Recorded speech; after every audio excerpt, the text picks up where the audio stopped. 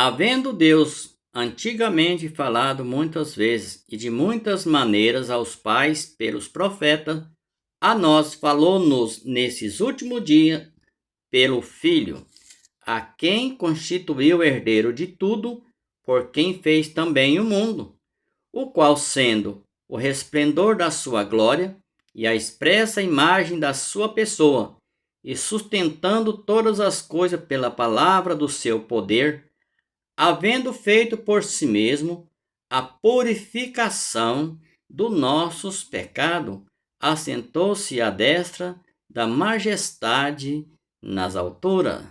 E aí, você que fica aí dando recadinho, mandando os outros consertar, porque está em pecado, como é que fica? Se a palavra disse que ele já purificou do pecado, e você aí entregando um recadinho, mandando as pessoas se arrependerem do pecado. O pecado, para você que às vezes não conhece, não sabe, você às vezes que está dentro dessas igrejas evangélicas aí, e mesmo a católica, há muitos anos, e vê falar tanto em pecado, pecado, pecado, mas você nunca parou para saber o que é pecado, porque pecado era desobediência e transgressão às leis de Moisés, às 613 ordenanças da lei. 1 Coríntios 15, 56 diz assim: porque o aguilhão da morte é o pecado, e a força do pecado é a lei, era a lei. Romanos 10, 4, Cristo é o fim da lei. E aí? O pecado era a desobediência e a não guarda das 613 ordenanças da lei. Mas aí você pode estar aí indagando, até mesmo me perguntando aqui pelo vídeo. Então o que as pessoas fazem aí, o mau caráter das pessoas, as más ações das pessoas, o que as pessoas praticam com seu mau caratíssimo, com as suas más ações carnais, não é pecado? Obra da carne. Gálatas 5, 16 a 21 te mostra. Obras da carne. E Gálatas 6, 7 está dizendo, não erreis. Então, querido, precisa saber separar as coisas para não ficar chamando o povo de pecador. Considerando imundo, chamando de imundo aquilo que Cristo já purificou. Cristo já purificou, está dizendo, e feito por si mesmo a purificação dos nossos pecados, assentou-se à destra de Deus. E aí? Fez ou não fez? Vamos ver. Hebreus ainda 9, 26. Para continuar esse mesmo raciocínio sobre a aniquilação do pecado e a purificação também. Diz assim: e de outra maneira, necessário lhe fora padecer muitas vezes desde a fundação do mundo, mas agora na consumação dos séculos, uma vez se manifestou para aniquilar o pecado pelo sacrifício de si mesmo. E aí? Aniquilou ou não aniquilou? Purificou ou não purificou? Você crê na palavra ou crê no homem? Acredita no sermão ou acredita na mensagem do evangelho? Porque essa é a mensagem do evangelho, boas novas. Eu estou anunciando o evangelho, boas novas de salvação. E a boas novas que eu tenho a dizer para você, que você não é mais um pecador, você é um remido. A palavra diz que você já, Deus, o Senhor Jesus, já te redimiu do pecado que era a lei. Melhor, hein? Melhor, tô lembrando aqui, não estou pensando, estou lembrando aqui. A nossa geração do século 20 e 21 não nasceu debaixo do pecado. Nós já nascemos debaixo da graça. Pecado foi até... Cristo purificou o pecado dos judeus, da nação judaica, das ovelhas perdidas da casa de Israel. Quando ele abriu os braços na cruz, ele disse, tudo está consumado, mas foi para o povo de Israel, para as ovelhas perdidas. E no ano 70 concluiu com a derrubada do templo, A velha aliança, quando Cristo aniquilou tudo, aniquilou o pecado, aniquilou a lei, aniquilou o pecado, a lei e purificou. Hoje, quanto mais nós da nossa geração do século 20, 21 e as outras que virão, jamais serão pecadores. Por quê? Já nasceram no tempo da graça, na plenitude da graça de Deus. Nasceu santo, nasceu perfeito. Ah, mas isso não é verdade. Então você discute com o Espírito Santo que inspirou a palavra para escrever. Ah, mas não se interpretam assim. Então continue interpretando do jeito de vocês, né? As suas exegeses, as suas hermenêuticas. E jazinho eu vou mostrar para vocês a sentença que tem para vocês.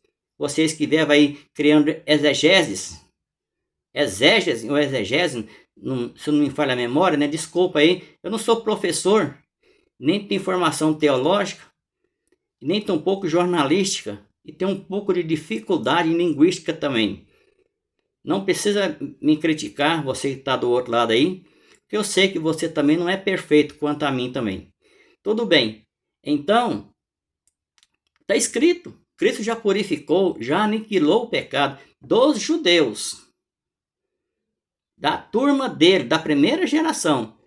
Nós não, nascemos na plenitude da graça de Deus, sem pecado. Ah, mas isso é um absurdo. Absurdo é para esses religiosos que vivem aí inventando pecado e dando banho nas pessoas na piscina ou no Rio das Antas, ou jogando água na cabeça das crianças, dizendo que é para perdoar o pecado original. Que pecado original? Que pecado que as pessoas têm, que uma criança tem? Criança, adulto, jovem, qual? O pecado era a desobediência da lei, das ordenanças, 603 ordenanças que as pessoas, os judeus, não é nem para nós, porque nós somos outra geração do século 21. Então, e aí? Você não aceita? Discute com o Espírito Santo. Diz a palavra que foi ele que inspirou a palavra. Os homens de Deus falaram inspirado por ele e se escreveram. Se você não concorda, não precisa ficar nervoso comigo, porque eu sou humano como você. E filho de Deus também igual a você. Santo igual a você. Puro igual a você. No sentido espiritual, hein? Não é na carne. Na carne não tem perfeição. Mas no espírito sim. Todos somos iguais, perfeitamente santos. Ainda, Hebreus 10, vamos ver ainda, Hebreus 10, 14 a 18, que diz assim: porque com uma só oblação, ou seja, um só sacrifício, aperfeiçoou para sempre os que são santificados. E também o Espírito Santo testifica, porque depois de haver dito, este é o concerto, foi com eles lá, a geração de Jesus. Que farei com eles depois daqueles dias? Diz o Senhor, porei as minhas leis em seu coração, a lei do Senhor, hein? Não era a lei de Moisés. E as escreverei em seus entendimentos, acrescenta, e jamais me lembrarei de seus pecados e de suas iniquidades. Ora, onde há remissão deste, não há mais oblação pelo pecado.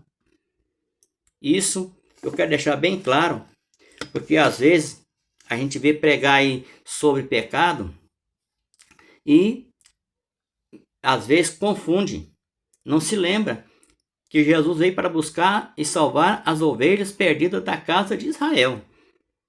E salvou aqueles que creram nele. O tempo passou, ele cumpriu o seu ministério e diz que um só sacrifício ele aperfeiçoou para sempre os que foram santificados. Mas foi antes de 70 DC, na geração de Jesus, na primeira era cristã. E nós hoje? Vou repetir. Não importa ser prolixo com você, estou aqui para aprender com você também. não nascemos debaixo de pecado. Ninguém dessa geração nasceu, ninguém está nascendo debaixo de pecado, ninguém nascerá futuramente debaixo de nenhum pecado, porque não vivemos debaixo da lei, vivemos debaixo da plenitude da graça de Deus. Essa é a diferença. E agora vem a sentença para aqueles que, às vezes, gostam, de mudar o conceito da palavra. Vem a sentença. Hebreus ainda, 10, 29, que diz assim: de tanto maior castigo cuidai vós, será julgado merecedor aquele que pisar o Filho de Deus e tiver por profano o sangue do testamento com o que foi santificado e fizer agravo o Espírito da graça. Isso aqui foi para eles. De quanto maior castigo eles pensassem, merecedor seria aquele que pisasse o sangue da nova aliança e o Espírito da graça. Também essa regra ainda está valendo para hoje, hein? Porque você chama as pessoas de imunda, pecador. Vem para Jesus, Não sei que jeito, vem para Jesus, se Jesus já está nele. Não foi eles que escolheram Jesus, mas foi Jesus que escolheu eles e nomeou. Evangelho de João 15, 16, diz que foi o Senhor quem escolheu. Efésios 1, 3, diz que já somos abençoados com todas as sortes de bênção. E você chamando os pecadores e querendo dar um banho neles na piscina ou no Rio das Antas e dizendo para eles que se tornar nova criatura. Misericórdia. Veja só como é o sistema maligno religioso. E numa maneira geral, o sistema maligno religioso chamando de imundo aquilo que Cristo já purificou. E principalmente quem nasce agora, quem nascemos, nós que nascemos na plenitude da graça, os que estão nascendo e as futuras gerações não são pecadoras, são remidos, são santos. Nascemos debaixo da plenitude da graça. Mas repito, para você não se confundir uma coisa com a outra, porque faz uma confusão tremenda nesse lugar por aí, porque eu passei por lá e eu sei. Eles confundem obra da carne com pecado. Ah, mas cometer obra da carne não é pecado? Segundo a Bíblia, não. É corrupção, obra da carne. Quer dizer que Deus não vai punir, não vai castigar, não vai fazer nada? Não. É porque você é que vai responder pelos seus atos, pelo seu comportamento. Efésios, ou melhor dizendo, Gálatas 6, 7 diz assim: não erreis. Tudo que o homem semear, ele vai ceifar. Tudo que ele semear, ele vai ceifar, ele vai colher. E vai colher aqui, Não tem negócio de juízo, não. Juízo foi apenas na primeira era cristã, o juízo foi para Israel e Jerusalém. Lucas 21, 20 a 33. O juízo foi para Israel e Jerusalém. Lucas 21, 20 a 33. E não é para essa geração e nem para as gerações futuras. Errou? Não erreis. Está dizendo a Bíblia. Tá igual aquela placa, Quem é motorista, quem é condutor sabe, Quem é aquela placa, ou sinal vertical ou horizontal, dizendo pare. Aí o cidadão passa direto, Não obedece.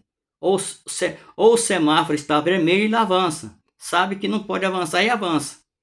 E o que é que acontece com quem avança o sinal vermelho?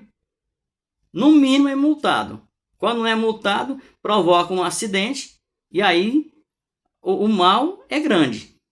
As consequências são grandes. Assim é as obras da carne. Não erreis. Deus não se deixa escarnecer. Tudo que o homem semear, ele vai ceifar. E tem muita gente lutando aí, Plantando na carne, colhendo os frutos e botando culpa no diabo. Essa é boa. Semeando na carne a contenda, a dissensão e tantas outras obras que vocês sabem, que existem na carne. Está lá em Gálatas 5 também, 16 a 21, as obras da carne. semeando aquele monte de semente, aquela quantidade de semente, e aí começa a colher, né? Porque toda semente tem seu prazo. Uns demoram pouco, outros demoram mais, outros demoram um médio tempo, mas ela brota a semente, cresce a planta e começa a brotar fruto. E aí começa a colher o fruto das suas ações. E começa aí fazer campanha, né? Contra as obras de maldição, contra as obras malignas, contra o mal que está te atacando. Foi você que plantou, querido. O mal foi você que plantou a semente do mal. Não se comportou, não teve compromisso com Deus, comportou de uma maneira diferente, como você acha que quer comportar, da maneira que você quiser. Ninguém tem nada com isso também, né? Afinal, ninguém tem nada com isso. Mas aí vai colher. E aí fica aí, buscando a Deus, pedindo oração e mais campanha, porque o diabo que está atacando, não é o diabo não, é a semente que você plantou, está colhendo fruto. E olha, a quantidade de semente que você já tem plantado, hein? Contenda, dissensão, inveja e muitas outras, né? Mentiras, heresias, desamor, contendas. Veja só o que você tem plantado. Vai dar fruto, hein? Não sei quanto tempo esse fruto vai continuar produzindo, mas dá fruto, hein? Está escrito em Gálatas, desculpa, eu gosto muito de falar em Efésios, em Gálatas 6:7, não errei, Deus não se deixa escarnecer, porque tudo que o homem semear, isso ceifará. Pois bem, querido, o pecado dito aí pela essa turma não existe. O pecado era a transgressão da lei. Cristo aniquilou a lei, Cristo foi o fim da lei, e Cristo purificou os do tempo da lei. E nós que somos hoje da graça de Cristo, queira ou não, nascemos debaixo da plenitude da graça. Que você creia ou não creia, que você acredita ou não acredita, que você aceita ou não aceita, não tem jeito. É como andar na chuva, ou você sair no sol. Como você vai andar no sol e vai dizer, não, eu não quero que o sol brilhe em mim. Como? Pois é. Hoje é a graça de Deus, a plenitude da graça é que vivemos, e não o tempo da lei, do sacrifício e do pagar o preço. Porque ele já pagou por eles, e para nós ele não pagou nada. Para nós fomos de graça. Nós nascemos debaixo da plenitude da graça de Deus. Fique com essa palavra. Muito obrigado por sua atenção. E quero agradecer também a você que já se inscreveu no canal e nos acompanha. Muito obrigado. E a você que ainda não se inscreveu, se inscreva no canal, deixe o seu like, clique no sininho aí todas as vezes que você ouvir a mensagem. Se não tiver clicado ainda, né, clique no sininho para que a plataforma do YouTube te avise quando tiver uma nova mensagem no ar do canal Graça, o Ministério do Espírito. Pois bem, eu sou vosso irmão em Cristo Jesus, Pedro Donizete, direto da cidade de Anápolis, Goiás, para o Brasil e para mais de 150 países no mundo. Mas onde eu vou tirar essa prova? É só você pesquisar no Google. Quantos países o YouTube atinge? Quantos países o Instagram atinge? O Facebook também, estou lá no Instagram e no Facebook, atinge mais de 150 países no mundo. E nossos vídeos estão lá, nossas mensagens estão lá, para nossa meditação. Não sou o vosso professor, hein? Sou o vosso irmão, humildemente igual a você, Pedro Donizete. Graça eterna.